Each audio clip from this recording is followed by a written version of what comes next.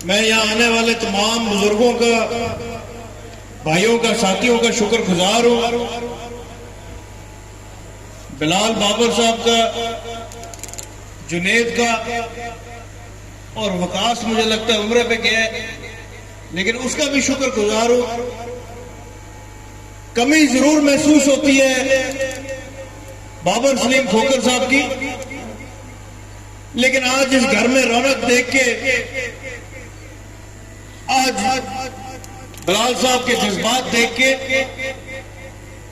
ये वाज़ेह नजर आता है कि जो एक निजाम बाबर सलीम खोखर साहब जलालपुर जटा में छोड़ के गए थे, उस निजाम को उनके बेटे, उनकी फैमिली आगे लेके जा रही है। और इंशाल्लाह आपकी पार्टी का और मेरा पूरा तावन होगा और हम इंशाल्लाह उनके कहे हुए मिशन पे, जो उनकी जलालपुर जटा के लिए एक सोच थी, एक ख्वाब थी, पूरी कोशिश करेंगे कि उस पे हम पूरा उतर सके। जो हालात वाकयात पिछले 2-2.5 महीने में बने थे, वो मैंने आप सारों के सामने खुली किताब की तरह रखे थे जब टांडे चौक में हमने रैली की थी। अब मैं चाहूंगा कि आज उसके बाद के हालात के ऊपर थोड़ी रोशनी डाली जाए। ये हुकूमत जैसे ही बनी थी, हमारे जितने प्रोजेक्ट्स थे उनको रोकने की कोशिश की गई। काफी मंसूबों में ये नाकाम रहे रोकने में, और कुछ मंसूबे थे जिनकी फंड एलोकेशन होनी थी, जैसे हमारा ट्रॉमा सेंटर था, उसकी इन्होंने फंड एलोकेशन रोक दी। ये हालात जो इन्होंने बनाए हैं, ये इस भूल में है कि इन्होंने आवाम को जवाब नहीं देना, ये इस भूल में है कि इन्होंने आवाम की अदालत में नहीं जाना। 2018 में जब हमने हुकूमत संभाली थी, पूरे हल्के में इनका एक वाहिद मंसूबा था, अवान शरीफ रोड वाला। उसके 5 साल इनसे फंड्स निकले नहीं। मैंने अपने एमपी को कहा कि पंजाब असेंबली में इस पे तकरीर करो। हमारे एमपी शुजात नवाज साहब जाके चीफ मिनिस्टर पंजाब से लड़े उस मंसूबे के लिए, और उसके फंड्स निकाल के उस मंसूबे को हमने पूरा किया। वो हमारा मंसूबा तो नहीं था, ना हमने उस मंसूबे का क्रेडिट लिया, लेकिन हमने देखा कि वो रोड नामुकम्मल है, उससे लोगों का नुकसान हो रहा है, पिंड वालों को नुकसान हो रहा है।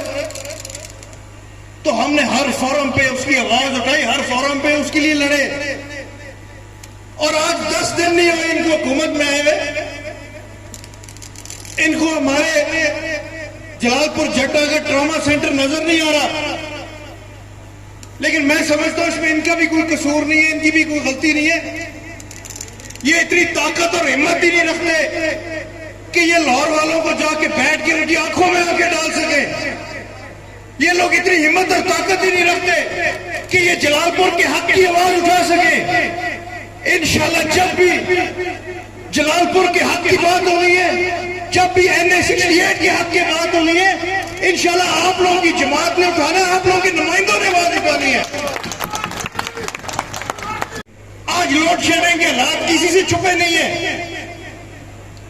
दूसरा, इसने कहा कि मैं कपड़े बेच के आटा सस्ता करूंगा। ना कपड़े बेचे ना आटा सस्ता किया।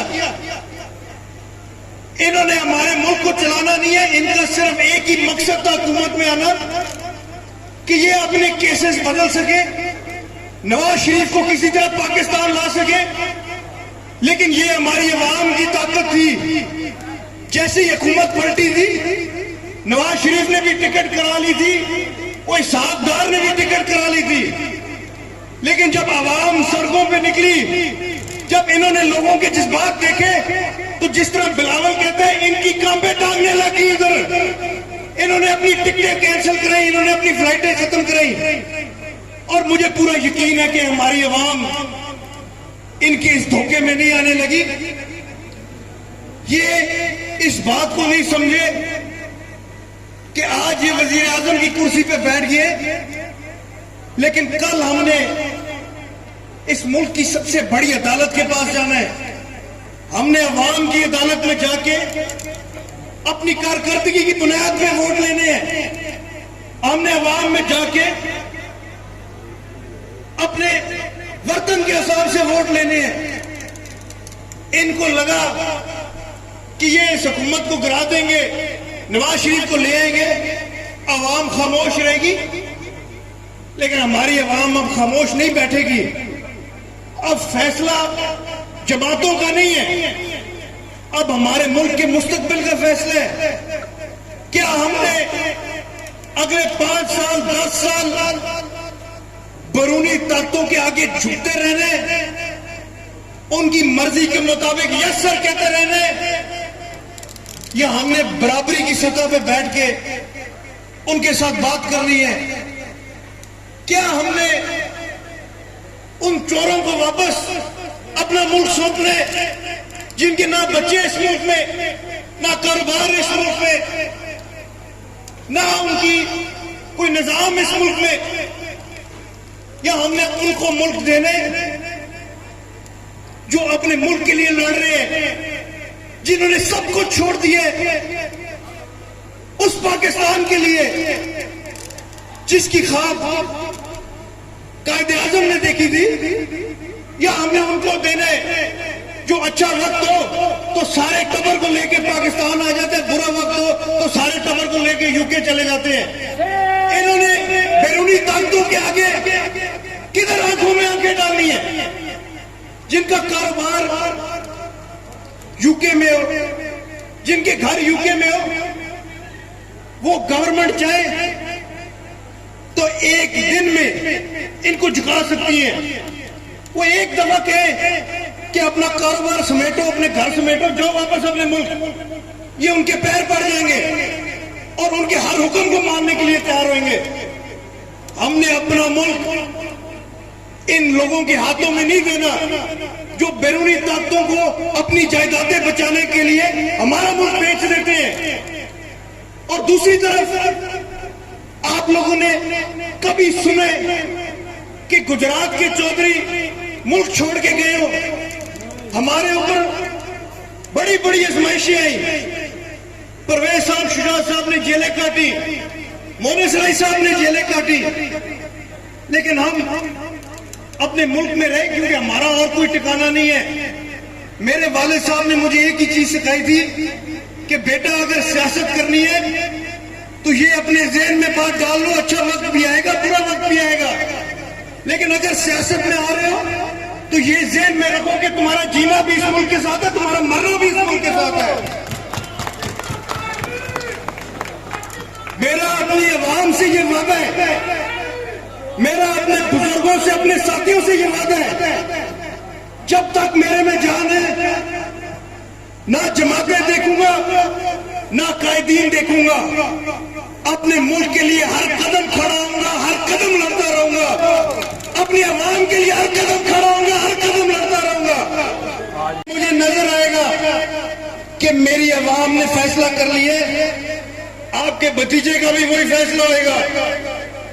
जिधर मुझे नजर आएगा कि पाकिस्तान की बेहतरी है, इंशाल्लाह आप लोगों को ये वाज़ेह करता हूं कि आप लोग एक कदम बढ़ाएंगे, आप लोगों का भतीजा 2 कदम आगे बढ़ाएगा। लेकिन इंशाल्लाह कभी भी जो हमारे मुल्क को बेचना चाहते हैं, कभी भी उनके आगे नहीं झुकने लगे, कभी भी उनसे कोई समझौता नहीं करने लगे। हमेशा अपने मुल्क के लिए लड़े, आइंदा भी इंशाल्लाह अपने मुल्क के लिए लड़ेंगे। अब फैसला आप लोगों ने करना है, इलेक्शन ज्यादा दूर नहीं है। जैसे आप सारों ने देखा कल पंजाब हुकूमत का तो जो हाल होना था हो गया। इसी हुकूमत ने वादा किया था कि लोड शेडिंग खत्म करेंगे। इसी हुकूमत ने कहा था कि महंगाई का हम कम करेंगे, डॉलर नीचे लाएंगे, और इन्होंने कहा था कि कुकड़ी की भी जो प्राइस है वो भी कम करेंगे, वो कम होगी, बाकी कुछ कम होना हो। लेकिन ये मैं आप लोगों को वाजे कर दूं कि हफ्ता 2 हफ्ते की खेल रह गई है। इन्होंने इमरान खान की लॉन्ग मार्च का ऐलान करने के देर है, इन्होंने इस्तीफे दे के कहना इलेक्शन करा लो, और अब जब इलेक्शन होएगा तो ये अब आप लोगों के पास फैसला आएगा। ये रात 12 बजे खुलने वाली कोर्टों के पास फैसला नहीं जाएगा, ये अवाम की अदालतों में फैसला आएगा कि आप लोग किसको अपना नुमाइंदा बना के आगे भेजते हैं। क्या आप उनको भेजेंगे जो इस मुल्क के साथ गद्दारी कर रहे हैं, जो इस मुल्क के खिलाफ चल रहे हैं? क्या आप उनको भेजेंगे जो NA 68 की आवाज क्या अपनी आवाज नहीं अपने कायदीन को सुना सकते?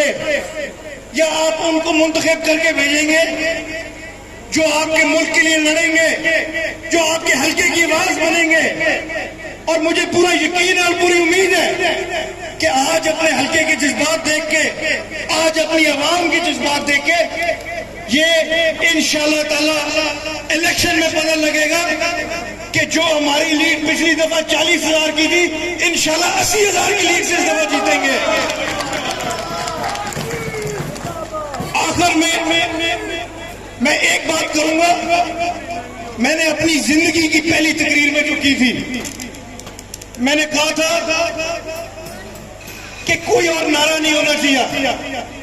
एक बड़ा मशहूर नारा है कि कदम बढ़ाओ फलाना सियासतदान, हम तुम्हारे साथ हैं। मैंने 2015 में ये अपनी पहली इंटरव्यू में, मैंने पहले इंटरव्यू में कहा था कि नारा होना चाहिए कदम बढ़ाओ पाकिस्तान, हम तुम्हारे साथ हैं।